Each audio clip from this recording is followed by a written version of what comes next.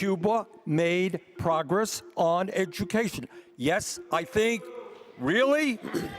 Really? Bernie Sanders loves dictators and tyrants. He's a communist who has a soft spot for Fidel Castro and the Cuban government.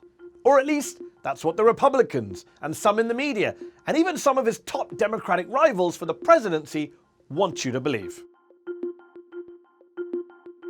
It's bullshit, of course. You can't actually find quotes from Bernie Sanders praising dictators by name, saying they're good people or good friends of his, because they don't exist.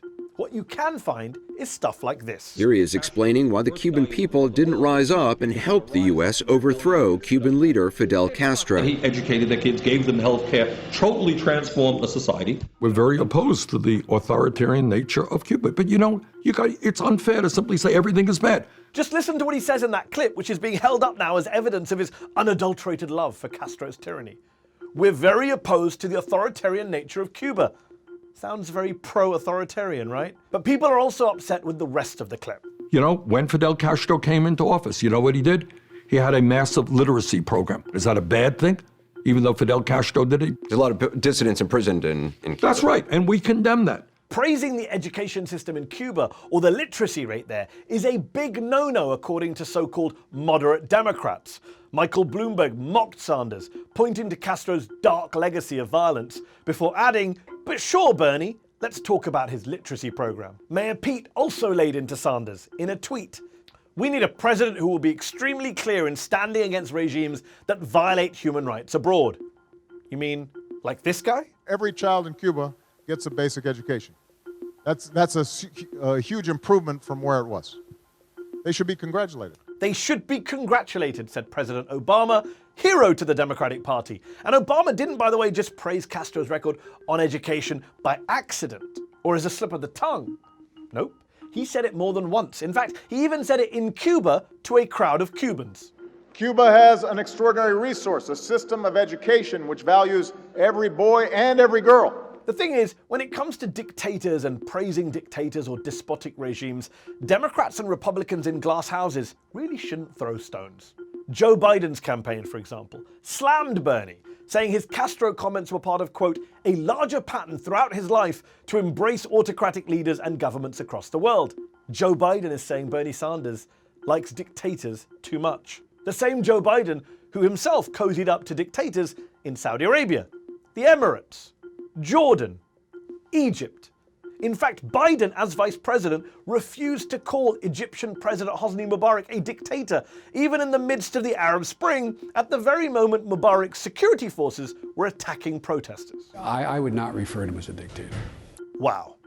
Then there's Michael Bloomberg, Mayor Bloomberg, whose campaign launched a thread making up quotes from Bernie praising dictators, and even a hashtag, since deleted, called Bernie on Despots. Yes, the same Michael Bloomberg, seen here yucking it up with his special guest, Mohammed bin Salman, the Crown Prince of Saudi Arabia, in a New York Starbucks, is now giving lectures on standing up to despots and dictators. Then again, Michael Bloomberg, like Joe Biden, has a habit of denying dictators are even dictators. Xi Jinping is not a dictator. He has to satisfy his constituents or he's not going to survive. He's not a dictator? No, he has a constituency to answer to. Sorry, what? Bloomberg, Biden, these are the people who are going to tell us that Sanders is in bed with dictators?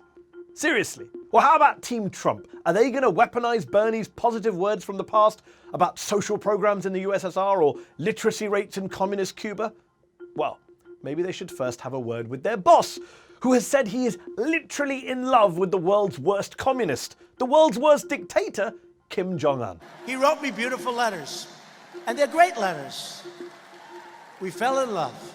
A president who went sword dancing with the Saudi royals on his first official trip abroad, who called the Egyptian President Abdel Fattah al-Sisi my favorite dictator, who said to the unelected president of China, I want to thank you. Again, you're a very special man. And don't even get me started on the Trump-Putin bromance. But it's not just Trump. Here's Barack Obama bowing to the Saudi king. Here's Hillary Clinton with the late Mubarak, who she called a friend of her family. And here's John Kerry having an intimate private dinner with Bashar al-Assad.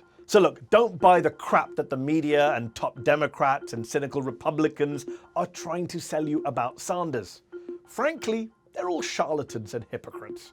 Because the irony is that Bernie Sanders is the only candidate running for president who has given an entire speech about the importance of fighting authoritarianism and tyranny around the world by building a global democratic movement to counter it.